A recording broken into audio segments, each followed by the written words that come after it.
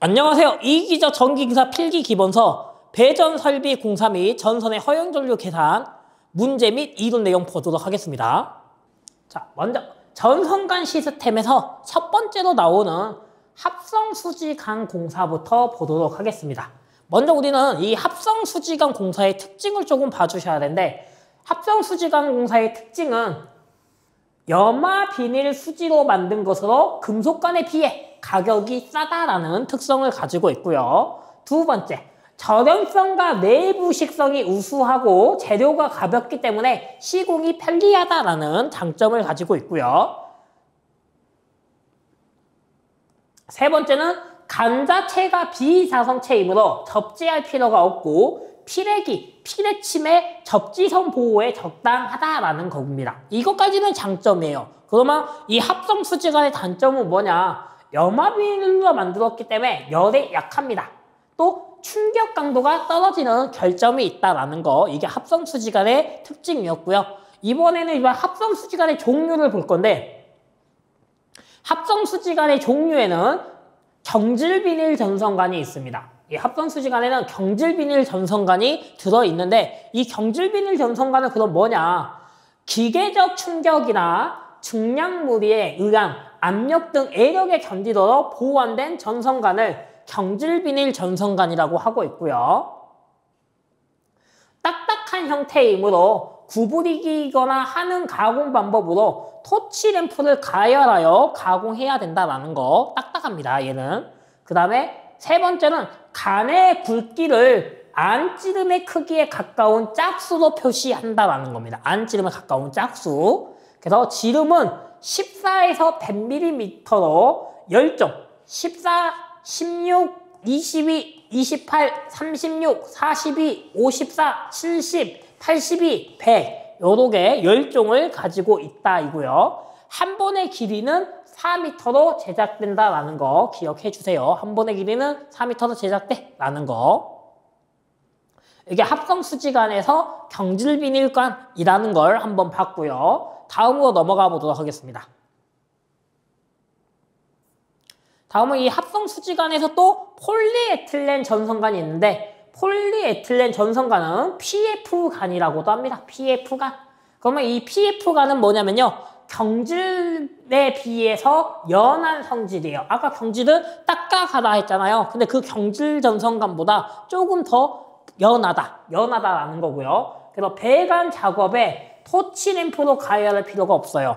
아까 경질비닐 전선은 토치램프로 가열해야 됐으면은 얘는 토치로 가열할 필요가 없고, 경질에 비해 외부 압력에 견디는 성질이 약해요. 왜? 경질은 딱딱한데 얘는 좀 더 연하니까. 그럼 당연히 그것도 외부 충격에 좀 더 약하겠죠. 그러게 기억해 주시면 되고, 세 번째는 간의 굵기는 안찌름 크기에 가까운 짝수로 표시합니다. 14, 16, 22, 28, 36, 42mm 요렇게 있고요. 한 가닥의 길이가 100에서 6m로 놀 형태로 제작됩니다. 감아져 있는 놀 형태로 6에서 100m까지 나오고 있어요. 라는 거. 그 다음에 콤바인 덕트가 있는데요. 이 콤바인 덕트가 합성수지제 가요전선관 CD관이라고도 합니다. 그러면은 이 합성수지관에서는 콤바인 덕트관이라는 것도 있는데, 이거의 특징을 보면은 무게가 가벼워 어려운 현장 여건에서도 운반 및 취급이 용이하다. 금속관에 비해 결로 현상이 적어 영하의 온도에서 사용 가능하다. PE 및 난연성 PVC로 되어 있기 때문에 내약품성이 우수하고 내후 내식성도 우수하다. 가요성이 뛰어나므로 굴곡된 배관 작업에 공구가 불필요하며 배관 작업이 용이하다. 간의 내면이 파부형이므로 마찰계수가 적어 굴곡이 많은 배관 시에도 전선의 인입이 용이하다. 간의 굵기를 안찌름 크기에 가까운 짝수로서 14, 16, 22, 28, 36, 42 뭐랑 같아요? 폴리에틸렌하고 짝수 크기 굵기 같습니다. 그리고 얘는 한 가닥의 길이가 100에서 50m, 50에서 100으로 롤러 형태로 제작됩니다. 100에서 50, 50에서 100으로 제작돼라는 거 기억을 해 주시면 될 것 같습니다. 다음으로 넘어가겠습니다.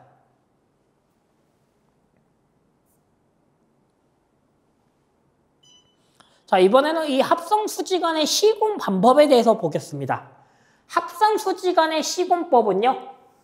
합성수지간은 전개된 장소 등 대부분의 곳에서 시공할 수 있지만 이중천장, 반자속 포함, 내부의 및 중량물 압력 또는 심한 기계적 충격을 받는 장소에는 시설해선 안 된다 입니다. 단 콘크리트로 매입할 거야. 이거는 시설할 수 있다요. 콘크리트 매입은 시설할 수 있는데 이 말이 안 들어가면은 얘들은 시설하면 안 돼라는 거. 이거 하나 잘 기억해 주시고요. 두 번째. 간의 지지점 간의 거리는 1.5m 이하로 하고 간과 박스의 접속점 및 간 상호 간의 접속점 등에서 가까운 0.3m 이내에 지지점을 시설하여야 한다. 요거는 1.5m 이하 지지점입니다. 지지점. 지지점 간의 거리는 1.5m. 요것도 하나 기억해 주십시오. 지지점은 1.5m 이하 해야 돼. 라는 거. 세 번째는 전선은 절연전선을 사용하고 단선은 단면적 10제곱미리, 알루미늄은 16제곱미리 이하를 사용해야 됩니다. 이하. 단선은 단면적 10제곱미리 이하. 알루미늄은 16제곱미리 이하의 알루미늄 단선을 쓰는데 그 이상이 된다. 그 이상일 경우는 연선을 사용하면 가능하다라는 거 요것도 하나 기억해야 되는 거고요. 그 다음에 간 안에서는 당연히 전선을 접속할 수 없습니다. 간과 간 안에 간과 간인데 거기에 전선을 연결해 놓으면은 안 된다라는 거예요. 간 안에는 항상 전선 접속을 할 수 없다. 전선 접속은 박스 안에서만 해야 된다라는 거 기억하고요. 이것도 기억해 주면 됩니다. 그 다음에 컨바인덕트가는 직접 콘크리트에 매입하여 시설하거나 옥내 전개된 장소에서 시설하는 경우 이외에 불연성 마가잼 내부 전용의 불연성관 또는 덕트에 넣어 시설해야 된다. 이거는 그냥 이렇게 된다라는 것만 기억하면 될 것 같고요.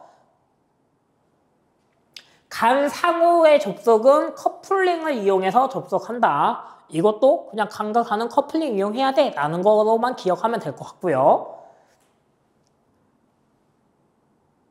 일곱 번째로는 커플링에 들어가는 간의 길이는 간 바깥지름의 1.2배 이상으로 한다.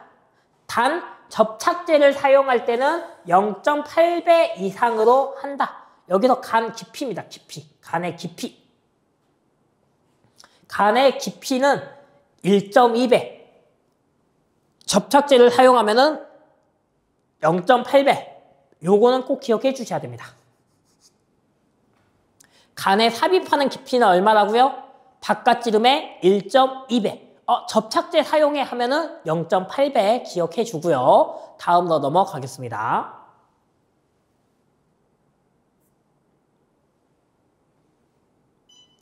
자, 그 다음은 이제 합성수지간의 전성굵기 선정인데요. 합성수지간 배선은 뭐 사용하라고요? 절연전선 사용하고 단선은 단면적 10제곱밀리미터, 알루미늄 선은 16제곱 이하를, 그 이상이면은 연선을 사용하고 전선의 접속점은 없어야 되고요. 중요한 거는 합성수지간의 굵기는 케이블 또는 절연도체 내부 단면적이 합성수지간 단면적의 3분의 1을 초과하지 않아야 된다라는 거. 이거 KEC 이번에 개정된 KEC로 개정된 내용입니다. 단면적 몇 분의 몇을 초과하면 돼요? 3분의 1. 이 합성수지간의 단면적의 3분의 1을 초과하면 안 돼요. 만약에 합성수지간이 100%라면 몇 프로 넣을 수 있어요? 33.3, 3분의 1이니까 33.3%까지 초과하면 안 돼라는 거 기억해 주세요. 33% 초과하면 안 돼. 3분의 1. 이거는 하나 기억을 해주고 넘어가도록 하겠습니다. 다음 보도록 하겠습니다. 자, 두 번째는 이제 금속관 공사입니다. 금속관 공사는 노출된 장소, 은폐 장소, 습기, 물기 있는 곳, 먼지 있는 곳 등 어느 장소에서나 시설할 수 있고 가장 안전한 공사 방법으로 공장이나 빌딩에서 주로 사용합니다. 이 금속관이 가장 완전한 완전한 좋은 방법이다라고 생각하면 되고요. 이 금속관 공사의 특징은 전선이 기계적으로 완전히 보호된다. 왜? 금속이니까. 금이에요. 진짜 철이에요. 철이니까 완전하게 보호되겠죠. 단락사고, 접지사고 등에 있어서 화재 우려가 적습니다. 왜요? 철이니까요. 철은 불 잘 안 붙잖아요. 그래서 세 번째, 접지공사를 완전히 하면은 감전의 우려가 없다. 철이기 때문에 전기가 만약에 흐르면은 나도 뭐 할 수 있어요? 감전될 수 있어요. 그러니까 뭐 해야 돼요? 금속관일 때는 접지공사를 해줘야 된다. 나한테 전기 안 통하게 접지공사하면은 감전 우려 없어. 이 말이고요. 방습장치를 할 수 있으므로 전선을 내수적으로 시설할 수 있습니다. 금속관에 방습장치 하면은 내수, 물에 강한다라는 거고요. 전선이 노후되었을 경우나 배선 방법을 변경할 경우에 전선의 교환이 또 쉽습니다. 금속관은 전선을 빼고 넣고 하는 게 좀 쉽다라는 거. 이게 금속관의 특징이었고요. 세 번째는 이제 이 금속관 공사를 시설하는 방법인데요. 금속관은 매입 배관 공사가 있고 노출 배관 공사가 있습니다. 매입 배관은 콘크리트나 흙벽에 시설하는 것을 매입 배관이라고 하고요. 노출은 벽면이나 천장면을 따라 시설하거나 천장에 매달아서 시설하는 게 노출 배관 공사입니다. 그럼 매입은 뭐예요? 안 보이게 숨기는 거. 노출은요? 우리 눈에 좀 보이는 거. 그렇게 생각하시면 될 것 같아요. 그 다음에 금속관의 종류인데요. 금속관의 종류는 후광전선관이 있고 박광전선관이 있어요. 그럼 후광은 두께가 2.3mm 이상인 두꺼운 전선관을 후광이라 하고, 두께가 1.2mm 이상인 얇은 전선관을 뭐라 하는 거예요? 박광이라고 하고 있어라는 거예요. 그래서 1.2에서 2.3까지는 박광으로 볼 수 있는 거고 2.3 이상 초과한 거는 뭐로 볼 수 있는 거예요? 후광으로 볼 수 있다라는 거. 그래서 후광은 안찌름에 가까운 짝수로 보는 거고 박광은 바깥찌름에 가까운 홀수로 봅니다. 그래서 저는 후짝 박홀이라고 외우고 있습니다. 박광은 홀수, 후광은 짝수. 그럼 안찌름과 바깥찌름이에요? 바깥찌름 홀수, 안찌름 짝수. 안찌름이 더 그거 하잖아요. 크잖아요. 그죠? 그걸 생각하면 되고요. 그 다음에 한 본의 길이는 3.66m이다 라는 거. 아까 우리 경질비닐전선관은 한 본 길이 4m죠? 금속관은 얼마라고요? 3.66 기억해 주세요. 두 개 헷갈리시면 안 돼요. 자, 다음 또 보도록 하겠습니다. 자, 금속관 공사에서 다섯 번째는 간의 두께와 공사가 나옵니다. 아까 근데 우리 간의 공사에서는 뭐였어요? 금속관 공사는 콘크리트, 매입이 있었고 노출이 있었죠. 그래서 그 바로 콘크리트의 매설 공사를 할 경우에는 1.2mm 이상의 두께를 써야 된다는 거고요. 노출, 기타. 노출할 때는 1mm 이상으로 사용하면 돼라는 겁니다. 그래서 매입할 때만 콘크리트 금속관의 공사는 1.2mm 두께를 쓰고 그 외에는 1mm를 써도 된다라는 거 기억을 해 주시고요. 그 다음에 이제 금속관 전선관의 공구들이 나오는데 첫 번째로 나오는 게 파이프 바이스입니다. 파이프 바이스는 이 금속관의 고정인데 이 금속관의 고정은 금속관이 움직이지 않게끔 아예 고정하는 기구가 아니고요. 얘는 뭘 할 때 고정을 하냐? 금속관을 절단할 때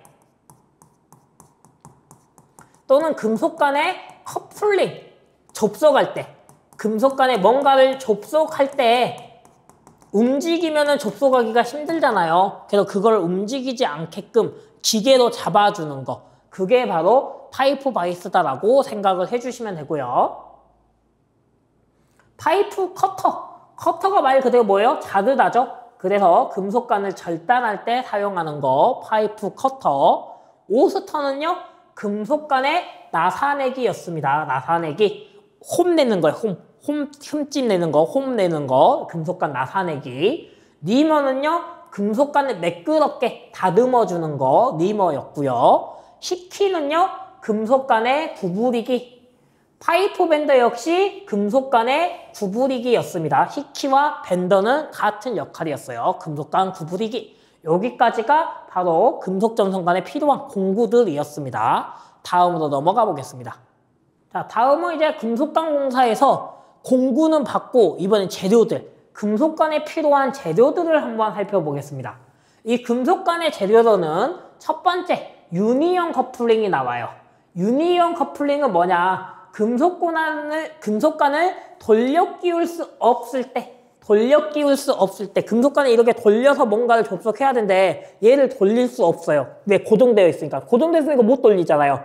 그래서 이렇게 돌릴 수 없을 때 사용하는 게 뭐예요? 유니온 커플링이야 라고 생각해주면 되고요. 두 번째로 콤비네이션 커플링인데요. 콤비네이션 커플링은 금속관과 가요전선간을 접속할 때, 하나는 금속관이고 하나는 가요전선관이에요. 이 두 개 상호를 접속할 때 사용하는 거 콤비네이션 커플링. 세 번째로는 노크너트예요. 노크너트는 금속관하고 박스를 접속할 때 사용하는 거 노크너트입니다. 이 금속관과 박스가 있으면은 박스와 이 금속관 움직이지 않게 고정시키는 거, 그게 노크너트. 링 유지선은요, 아울렛 박스, 노가웃 지름이 간의 지름보다 클 때 사용하는 거예요. 노크너트가 아까 박스랑 이렇게 접속할 때 쓰는 거라 했잖아요. 근데 이 박스가 노크너트보다 지름이 클 때가 있어요. 노크너트의 지름이 박스보다 클 때. 그럼 노크너트의 지름이 박스보다 크면은 박스가 채워져요, 안 채워져요? 안 채워지겠죠. 그때 사용하는 게 링 리듀서다. 그래서 노가웃 지름이 간의 지름보다, 박스의 노가웃 지름이 간의 지름보다 클 때, 그럼 간하고 박스가 안 껴질 거 아니에요. 그때 사용하는 게 링 리듀서야 라는 거. 노가웃 지름 나오면은 링 리듀서야 라고 생각해주면 되고요. 노가웃 지름은 노크너트 지름으로도 나옵니다 라는 거 기억하고요. 다음은 엔트러스 캡입니다. 엔트러스 캡은 저와 가공 인입선 입구에 사용한다. 빗물을 침입 방지해준다. 이 말 들어가면은 엔트러스 캡이고요. 터미널 캡도요, 저와 가공 인입선 입구에 사용한다. 똑같아요. 엔트러스 캡하고 용도는 똑같아요. 근데 차이점은 뭐예요? 빗물 침입을 방지한다. 이러면 엔트러스 캡. 방지는 없다. 그러면 터미널 캡. 요 차이입니다. 엔트러스 캡은 빗물 침입 방지할 수 있어 라는 거 기억해주고요. 다음은 노멀 밴드입니다. 노멀 밴드는 매입시 배관의 직각 굴곡 부분에 사용하는 거 노멀 밴드입니다. 매입. 금속관 안에, 콘크리트 안에 매입할 때 직각으로 굴곡 부분이 있어요. 그때 사용하는 거 노멀 밴드. 유니버셜 밴드 역시 직각 굴곡 부분에 사용하는데 뭐예요? 노출일 때 직각 굴곡 부분은 유니버셜 엘보. 매입일 때는 노멀 밴드. 좀 기억해 주세요. 매입일 때는 노멀, 노출일 때는 유니버셜 엘보. 둘 다 직각 굴곡 부분에 사용하는 건데 노출이냐 매입이냐 이거 말 나오면 잘 구분해 주셔야 됩니다. 다음으로 넘어가겠습니다. 자, 다음은 금속관 공사에서 8번째인데요. 금속전선간의 굵기 선정이 있습니다. 금속전선간은 뭐 써야 돼요? 절연전선을 사용해야 돼 라는 거. 절연전선은 단선은 단면적 10제곱, 알루미늄은 16제곱미리 이하를 사용하고 그 이상일 때는 뭐 써야 된다고요? 연선 사용이야 라는 거. 전선간들이 거의 다 똑같아요. 전선은. 그 다음에 교류 회로에서 한 회로의 전선 모두를 동일간대에 넣는 것을 원칙으로 한다라는 거예요. 전선이 한 회로라는 거는 어떤 회로, 하나의 회로예요. 거기서 만약에 10가닥이 필요해. 그럼 그 10가닥을 다 뭐 하는 거예요? 한 전선간, 한 금속관의 전체를 다 넣어. 이걸 원칙으로 하라는 거라는 거고요. 교류회로에서 전선을 병렬로 여러 가닥 입선을 하는 경우 간 내에 완복 전류가 합계가 0이 되도록 해야 된다. 한마디로 전선을 여러 가닥을 병렬로 할 때는 그 완복 전류가 0이 돼야 돼요. 왜 완복을 왔다 갔다 할 거 아니에요? 그 전류가 0이 돼야 된다라는 뜻이고요.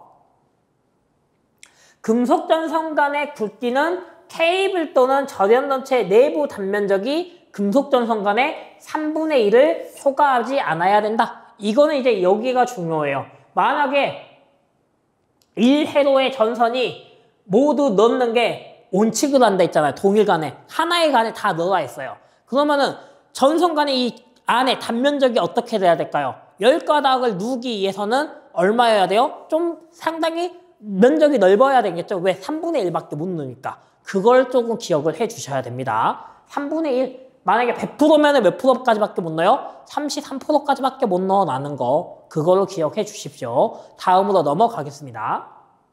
자, 전선간 시스템에서 이번에 세 번째로 나오는 전선간은 금속재 가열 전선간입니다. 그러면 이제 이 금속재 가열 전선간에서 어떤 걸 물어보는지 한번 살펴보면은 첫 번째로는 금속재 가열 전선간의 특징이 있습니다. 금속재 가열 전선간은 영광대에 아연 도금을 하고 이것을 약 반 폭씩 겹쳐서 나선 모양으로 만들어 가요성이 풍부하고 길게 만들어져서 간 상호 접촉하는 일이 적고 자유롭게 배선할 수 있는 전선간이다라는 거예요. 아연으로 도금이 되어 있다라는 거고요. 또 반폭씩 나선 모양으로 만들어졌어 라고 하면은 금속재 가열 전선간이고요. 작은 증설 배선, 안전함과 종동기 사이 배선, 엘리베이터, 기차나 전차 안에 배선 등의 시설에 적당하게 사용합니다. 얘는 이제 이런 옥내공사에는 안 사용하고 어디에 사용해요? 종동기나 엘리베이터나 기차나 전차 안 그런 데에 사용한다라는 거.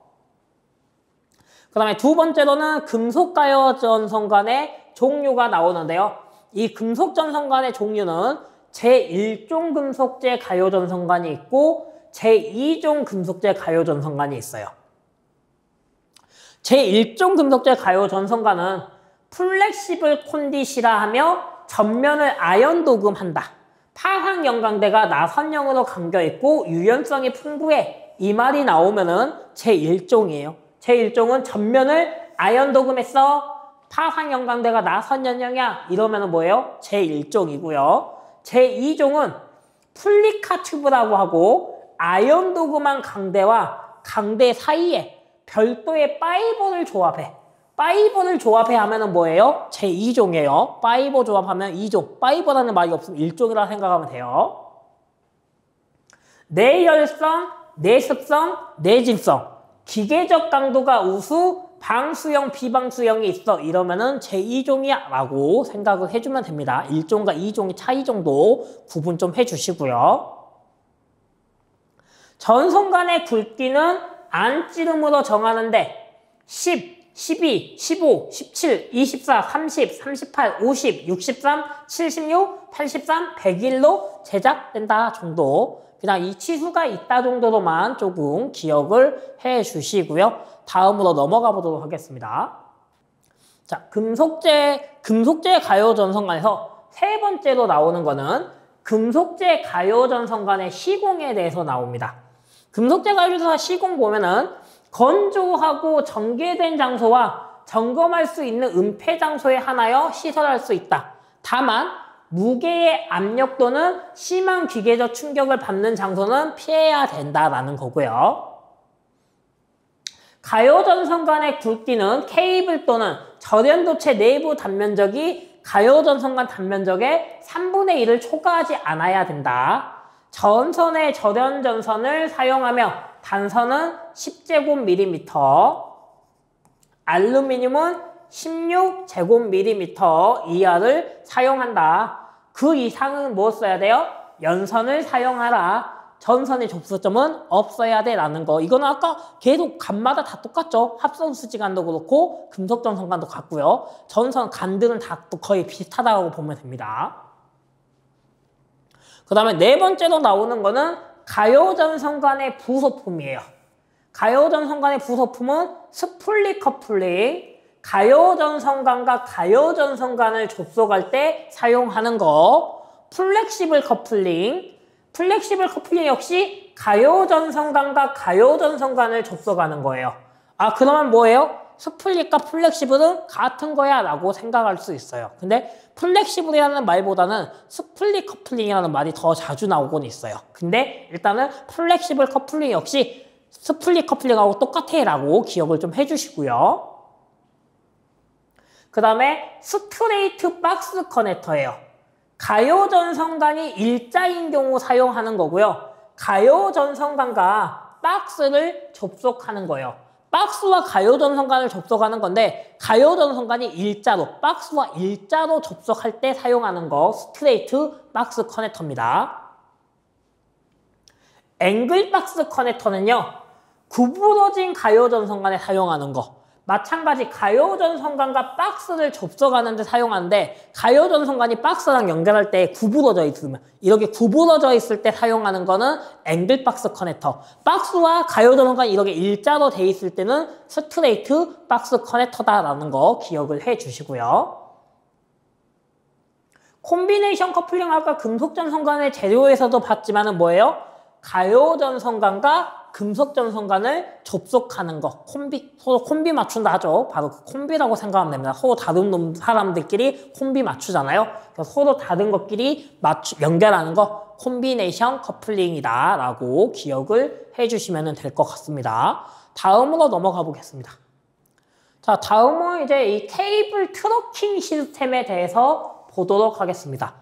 케이블 트러킹 시스템에서 첫 번째로 나오는 거는 합성 수지 몰드 공사입니다. 합성 수지 몰드 공사. 자, 매립 배선이 곤란한 경우에 노출 배선이며 접착 테이프와 나사모 등으로 고정한다.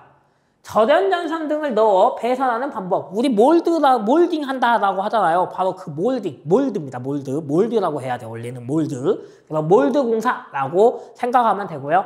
그래서 합성 수지 몰드 공사의 시공법은 옥내 건조한 노출 장소와 점검할 수 있는 은폐 장소에 한하여 시공할 수 있다.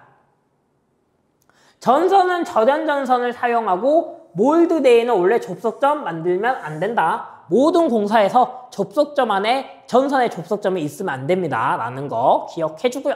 다음으로 넘어가겠습니다.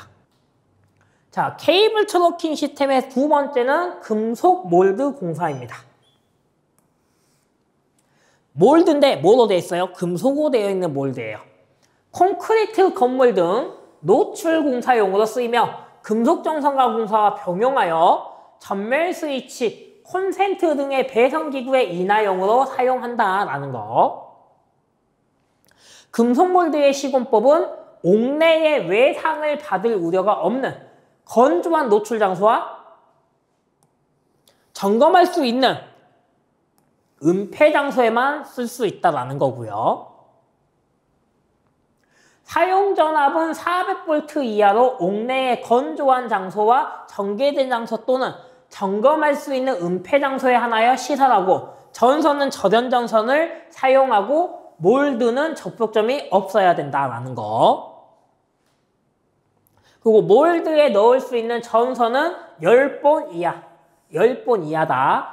그리고 조영제를 부착할 경우는 1.5m 이하마다 고정하고 금속 몰드 및 기타 부속품은 접지 공사를 해줘라 라는 거. 요렇게 조금 기억을 해 주시면은 금속 몰드 공사의 시공법이었습니다. 다음으로 넘어가겠습니다.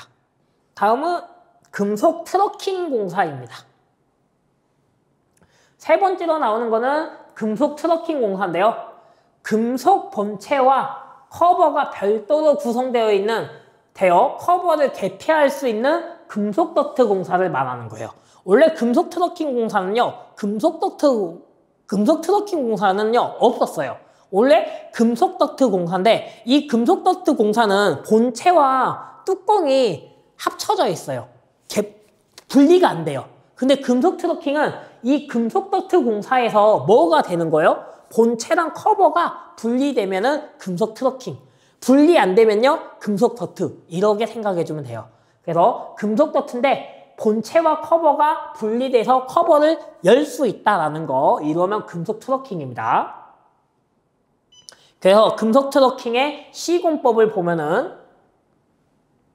절연전선은 5개용은 사용할 수 없고 덕트 내에서 전선이 접속점을 당연히 만들면 안 되고 금속 트러킹에 수용하는 전선은 절연물을 포함한 단면적의 합이 금속 덕트 내 단면적의 20% 이하. 얘는 아까 우리 3분의 1도 아니에요. 무조건 몇 프로예요? 20% 이하.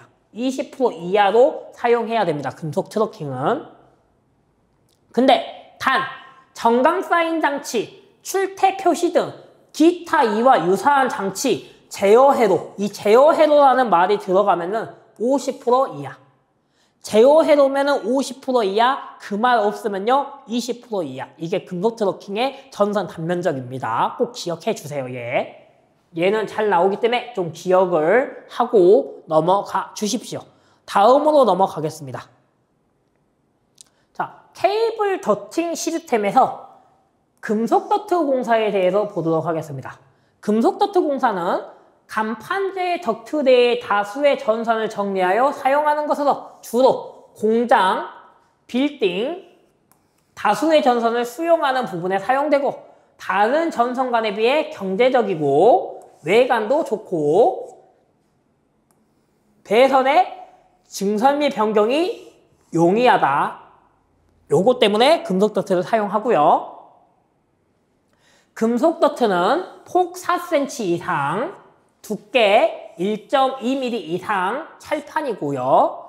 내면은 아연 도금 에날벨그로 피복한다라는 거. 금속 더트의 시공 방법은요. 옥내에서 건조한 노출 장소와 점검 가능한 은폐 장소에서 시설한다. 지지점 간의 거리는 3m 이하, 3m 이하입니다. 뚜껑이 쉽게 열리면 안 되고 덕트의 끝부분은 막는다. 덕트의 끝은 막는다. 기억해 주시고요. 전선은 인입용, 5개용은 사용할 수 없고 덕트 내에는 전선의 접속점이 있으면 안 된다. 접속점 만들어서는 안 된다. 덕트의 외연 및 부속품에는 접지공사 해야 한다. 금속 덕트 내에 수용하는 전선은 단면적의 합이 20% 이하다. 단, 제어 회로라는 말이 들어가면은 50% 이하다. 라는 거 기억을 해 주십시오. 자, 여기까지 해가지고 우리 금속 덕트 공사에 대해서 봤고요. 또 다음으로 한번 넘어가 보겠습니다. 자, 다음은 버스 덕트 공사입니다. 자, 버스 덕트 공사의 첫 번째 보시면요. 저렴 모선을 금속재함에 넣는 것으로 빌딩 공장 등 저압 대용량의 배선 설비 또는 이동부하의 전원을 공급하는 수단. 신뢰도가 높고 배선이 간단하고 보수가 쉽고 시공이 용이하다라는 게 버스 덕트의 특징이고요. 두 번째로 버스 덕트는 구리 또는 알루미늄으로 된 나도체를 난연성, 내열성, 내습성이 풍부한 전염물로 지지하고 저렴한 도체를 간판 또는 알루미늄 만든 덕트 내에 수용한 것. 이게 버스 덕트야 라는 거고요.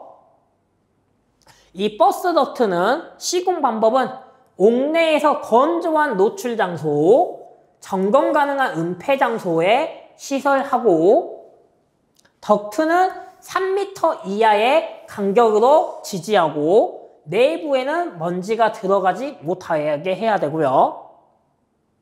덕트 내에서는 0.5m 이하의 간격으로 비흡수성의 저렴물로 지지한다. 덕트 외부는 3m고 내부는 0.5m예요. 이것 좀 기억해 주시고요. 덕트의 외연 및 부속품은 접지공사 해야 된다는 거 기억을 해 주십시오. 다음으로 넘어가도록 하겠습니다. 다음 세 번째로는 플로어 덕트 공사입니다. 자, 플로어 덕트는요, 마루 밑에 매입하는 배선용 덕트로 마루 위로 전선을 인출하는 목적이다. 매입하는입니다. 매입하는. 그래서 매입하는 배선용 덕트로 마루 위로 전선이 바닥에 해갖고 마루 위로 전선을 나오게 하는 목적이고요. 주로 얘는 두 번째는 사무용 빌딩에서 전화 및 전기 배선을 시설하기 위해 사용하며 사무기기의 위치가 변경될 때 쉽게 전기를 끌어쓸 수 있는 융통성이 있으므로 사무실, 은행, 백화점 등 실내 공간이 크고 조명 콘센트, 전화 등 배선이 분산되는 장소에 적합하다라는 거예요. 사무실 같은 경우 저희가 위치가 자주 바뀌죠. 그래서 바닥에서 이게 전선이 다 나오잖아요. 그게 바로 플로어 덕트예요. 바닥에서 전선을 끌어다 쓸 수 있게끔 만들어 놓는 배선 방법. 그게 바로 플로어 덕트입니다.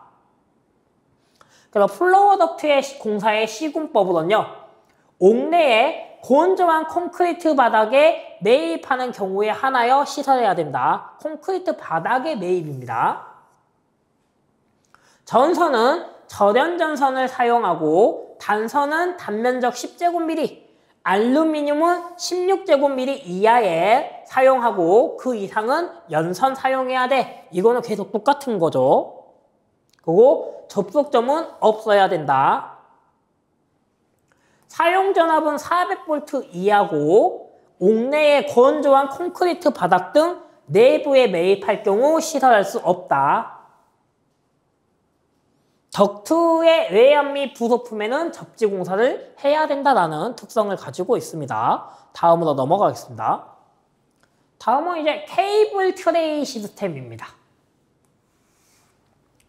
케이블 트레이 시스템을 보시면은 금속 케이블 트레이 시스템, 트레이 단면도와 기타 부대 재료를 하나로 모아서 케이블을 버팀하는 구조물을 만드는 시스템을 케이블 트레이라는 거예요. 한마디로 케이블을 깔아야 되는데 케이블 고정하기가 힘들잖아요. 그래서 케이블 트레이를 먼저 설치하고 그 위에 케이블을 다 까는 거. 그게 바로 케이블 트레이입니다. 그래서 케이블 트레이의 종류는 사다리형. 가장 일반적인 형태와 같은 방향 양측면 레일을 여러 개의 가로대로 연결한 조립금속 구조. 사다리형이 있고요. 통풍 채널형, 바닥 통풍형, 바닥 밀폐형 또는 이 두 가지 복합 채널 부품으로 구성된 조립금속 구조, 통풍 채널형이 있고요. 바닥 밀폐형, 직선 방향 측면 레일에서 바닥에 구멍이 없는 조립한 금속 구조. 그래서 케이블 트레이는 사다리, 통풍 채널, 바닥 밀폐 요 정도만 있어. 여기 뭐 하는 거예요? 이 케이블 트레이는 케이블을 거기다 다 까는 거예요. 케이블을 깔 수 있는 거. 그러게 생각해 주시면 됩니다. 케이블을 깔기에 만드는 부속품이야 라는 거. 다음으로 넘어가도록 하겠습니다. 다음은 케이블 공사입니다. 케이블 공사의 첫 번째는 절연전선보다는 안전성이 뛰어납니다. 왜 그래요? 이중으로 되어 있으니까, 이중 피복으로 되어 있으니까 안전성 뛰어나고 빌딩, 공장, 변전소, 주택 다반면으로 사용한다. 다른 배선 방식에 비하여 시공이 간단합니다. 전력 수요가 증대되는 곳에서 사용되고요. 저압 배선용으로는 주로 연피 케이블, 비닐 외장 케이블, 클롤러 플랫 외장 케이블, 폴리에틸렌 외장 케이블을 사용하고 있습니다. 그거 다 배웠던 거죠. 이것들 사용하고 있고요.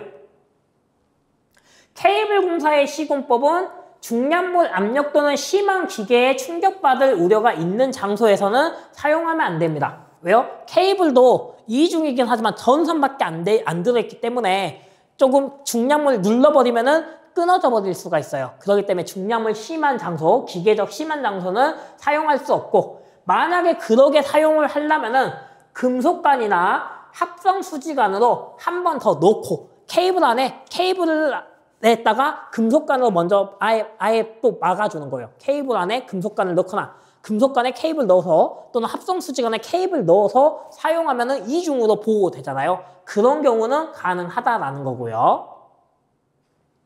케이블을 구부리는 굴곡 곡률 반지름은 연피가 없다. 연피가 없으면은 바깥지름의 5배. 케이블 구부리는 굴곡부의 곡률 반지름이 연피가 있다. 연피가 있으면은 바깥지름의 12배로 해야 됩니다. 또 케이블의 지집점 간의 거리는 조영제 옆면, 아랫면으로 시설할 경우는 2m 이하. 단 캣타이어 케이블이라는 말이 나오면은 1m 이하입니다. 케이블을 지지점과 거리에 수직으로 붙일 때는 6m 이하, 사람의 접촉이 없는 경우는 6m 이하까지. 수평은 2m인데 수직은 사람 접촉 없어 하면은 6m 이하마다 고정해도 돼 라는 거 기억을 해 주시고요. 다음으로 넘어가겠습니다. 자, 다음은 애자 사용 공사입니다. 애자 사용 공사에서 첫 번째로 나오는 건요. 애자는 전선을 지지하여 전선이 조영제, 변면이나 천장면 및 기타 접촉할 우려가 없도록 배선하는 것이다. 애자는 절연성, 난연성, 내수성이 있는 재질을 사용해야 된다. 애자의 종류는 높이와 크기에 따라 소높, 중높, 대높, 특대높으로 구성되어 있고요. 재질은 PVC, 사기, 에폭시 재질로 되어 있습니다. 이 애자 사용 공사는 주로 어디에 사용하냐면요. 한우, 나무로 만든 집에 사용합니다.